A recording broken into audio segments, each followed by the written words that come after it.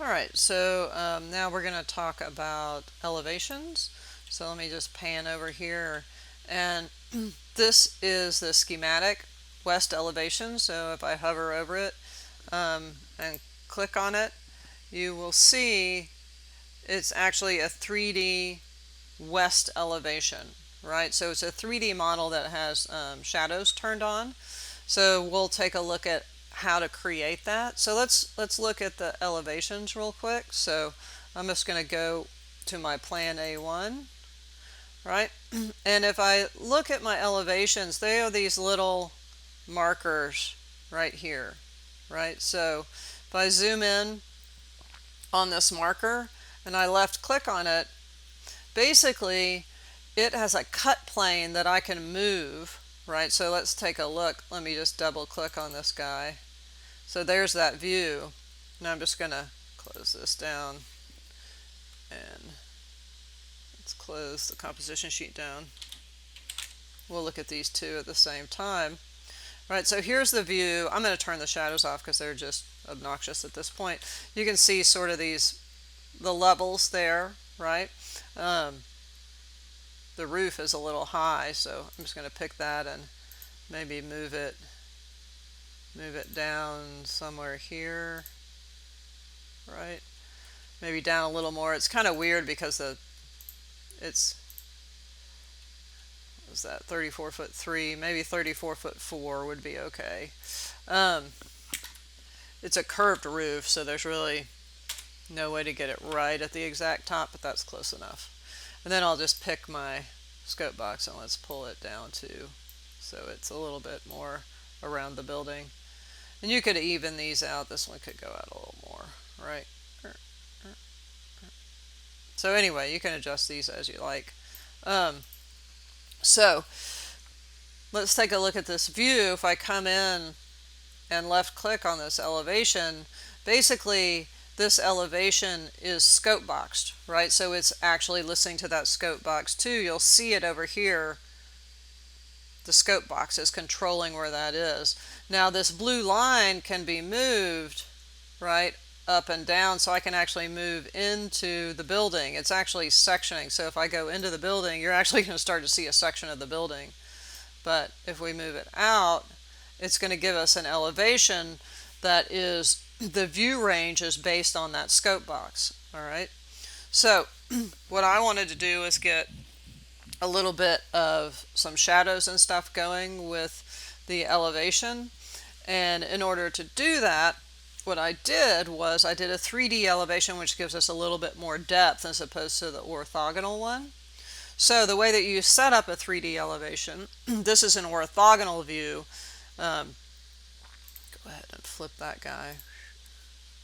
It's on the same side, not driving me crazy. Go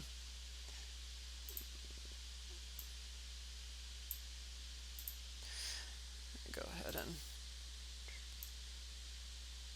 lock those guys in. Okay, so sorry, a little ADD.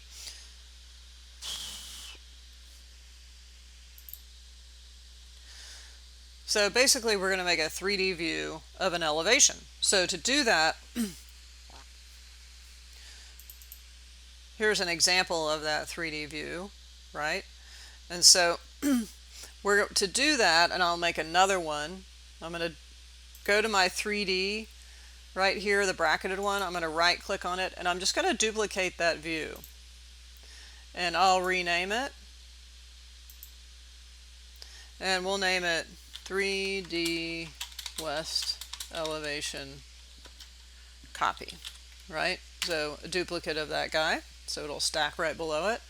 And now what I want to do is I want to come in, and if you're in a 3D view, you get this view cube up here, and there's a little down arrow right here, the context menu. And if you left click on that, you can go to Orient to View, and you have all of your orthogonal views and your 3D views. I'm going to go to Elevation, and I'm going to go to West Schematic A.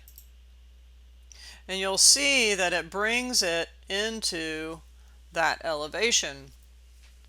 Now, if I click on this cube, it's actually a three-dimensional model based on the scope box, right? So that's basically how Revit is dealing with getting things cropped. So once we do that, I can go to right click on here. I can apply a template property, and I have a couple of different view templates. So I'm going to do 3D elevation schematic and apply properties, right? So basically what that's done, if we look at the visibility graphics override model, we've taken generic models and we've just put it at 10%. We've also put it at a hidden line, right? And so it's pretty much a very clean little view. And then if I click OK, right, I have that view saved. So you can set up view templates for pretty much any view, right? So this is a 3D view setup. And now if I were to go to this, it looks like that, right? So a bunch of different things you can do. And now if I went to my composition sheet, right, you're going to see this one actually has the shadows turned on. It's a little different. It's not see-through, right? It has a little bit different view. So let's see if I go in and I apply template properties. Let's do 3D schematic. Right, there's the one that has set up for that. So it actually has shadows turned on. So a few different things set up. So you can kind of split between those if I go to, again, the elevation schematic and apply properties, right? And then you could place that on the sheet. So if I deleted this one, right, you could then pull in the copy and place it here. It's a little smaller, right? So I can pick that and change the scale. Let's take it up to maybe 1/4 of an inch, right? And move that guy into place. And I'm going to change the view type to viewport gray. And now we have that guy. Okay, so that's elevations. We'll come back and talk about this 3D section.